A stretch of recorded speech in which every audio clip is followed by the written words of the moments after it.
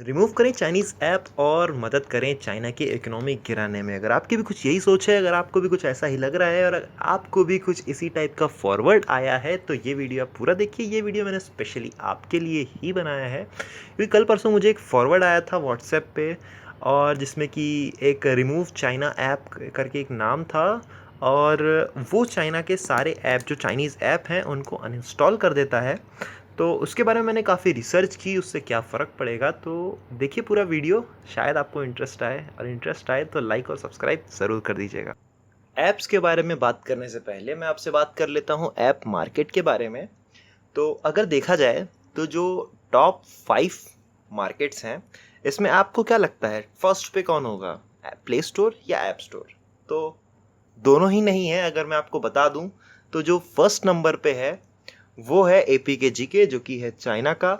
इसके बाद जो सेकंड नंबर पे है वो भी है एपीके प्योर को, वो भी है चाइना का। इसके बाद जो थर्ड है एंड्रॉयड ऐप एपीके, वो भी है चाइना का। और जो इसके बाद फोर्थ आता है वो है गूगल प्ले स्टोर, फिफ्थ है एप्पल ऐप स्टोर। इस बात से ये तो क्लियर हो गया कि एप्पल और गूगल के स्टोर से भी ज़्यादा पॉपुलर है चाइना के स्टोर। तो ऐसा क्यों है, अगर मैं आपको बताऊं तो रीज़न ये है कि एप्पल और गूगल जो है ये ज़्यादा फोकस करते हैं सिक्योरिटी को लेके। इनका कंसर्न रहता है सिक्योरिटी का, क्योंकि एप्पल अगर देखा जाए तो जब से है तब से वो सिक्योरिटी को एक बहुत बड़ा फैक्टर मानता है अपने डिवाइसेस में। और गूगल ने भी अभी पिछले कुछ समय से सिक्योरिटी पे बहुत फोकस किया है। तो अगर देखा जाए डेटा को, तो लास्ट ईयर ही 25,647 ऐप्स को ब्लैकलिस्ट किया है गूगल ने, जबकि ये सारे ऐप अवेलेबल हो जाएंगे बाकी के मार्केट्स में, जो कि मोस्टली चाइना के मार्केट रहते हैं। चाइना के जो मार्केट हैं उनको कोई फर्क नहीं पड़ता कि आप के सिक्योरिटी में क्या प्रॉब्लम आ रही है, आपका डेटा कौन ले रहा है, कौन सा ऐप आपके डेटा के साथ क्या कर रहा है, कोई इशू नहीं है। तो अभी मैं आपको अगर बताऊं कि प्रॉब्लम क्या है, ऐप को हमें बायकॉट क्यों करना चाहिए, जो स्ट्रेटेजी रहती है ऐप मतलब चाइनीज ऐप की, जनरली चाइनीज ऐप की, मैं ऐसा स्पेसिफाई नहीं कर रहा हूँ कि हमेशा चाइनीज ऐप ही, लेकिन जनरली चाइनीज ऐप की स्ट्रेटेजी ये रहती है कि वो आपका जो डेटा है वो ले अपने सर्वर पे भेजते हैं, उनको एनालाइज करते हैं, और फिर आपके डेटा को भेजा जाता है अलग अलग बड़ी कंपनीज में, ताकि वो आपको अपना एड, अपना प्रोडक्ट दिखा सकें आपके इंटरेस्ट के हिसाब से। अब ऐसा क्या करने से क्या फायदा होता है? ऐसा करने से आपके इंटरेस्ट का प्रोडक्ट दिखाया जाएगा तो आप वो बाय करेंगे, फिर ऐसा मतलब ये पूरा एक सिस्टम चलता है। ये सिस्टम, एक साइकिल को हमें रोकना है, इसके लिए हमें चाइनीज ऐप को बॉयकॉट करना है। तो जो ऐप है चाइनीज ऐप को बायकॉट करने के लिए, वो मैं लिंक उसके डिस्क्रिप्शन में दे रहा हूँ। हालांकि वो अभी पूरी तरीके से बना नहीं है, अभी उसमें काफ़ी सारे बग्स हैं, मतलब वो पूरे चाइनीज ऐप को लिस्ट नहीं कर पा रहा है फिलहाल, मैंने चेक किया था तो। और अब एक प्रॉब्लम ये आती है कि समझ लीजिए अगर आपका स्मार्टफोन एमआई का है, जो कि इनबिल्ट काफ़ी सारे ऐप्स देता है, उनको हटाने में काफ़ी प्रॉब्लम रहती है कि वो नॉर्मली अनइंस्टॉल नहीं हो सकते हैं।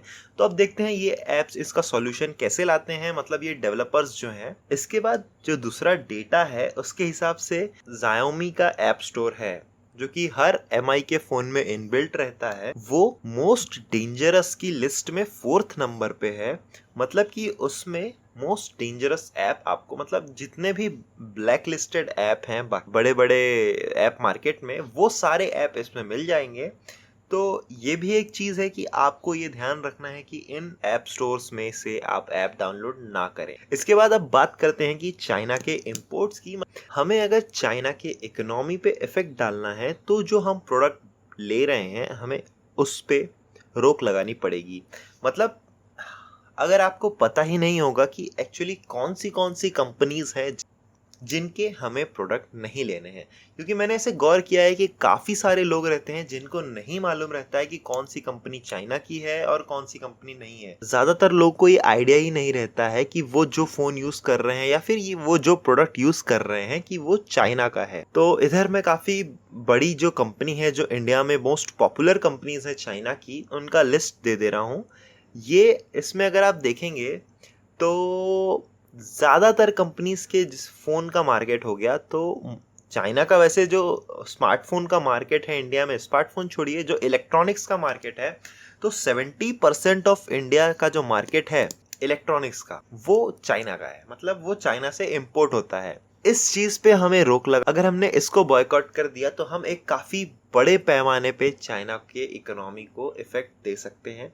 इसके बाद 20% जो इंडिया का ऑटो प्रोडक्ट है वो भी चाइना से इंपोर्ट होता है। अगर हम गौर करते हैं कि चाइना में इंडिया के प्रोडक्ट कितने इंपोर्ट होते हैं, चाइना में जो इंडिया के प्रोडक्ट हैं वो साल दर साल कम होते जा रहे हैं। क्यों ऐसा हो रहा है, क्या हो रहा है, इसका कोई रीजन किसी को पता नहीं है, लेकिन ऐसा हो रहा है, ये ऐसा डेटा में पता चला है। तो ये चीज एक तरह से सही है नहीं। तो इस वीडियो को आप ज्यादा से ज्यादा शेयर करिए, ज्यादा से ज्यादा लोगों को पता चले कि कौन से प्रोडक्ट उनको नहीं खरीदना है और कौन से प्रोडक्ट उनको खरीदना। ठीक है दोस्तों, अब मिलेंगे अगले वीडियो में, तब तक के लिए बाय बाय।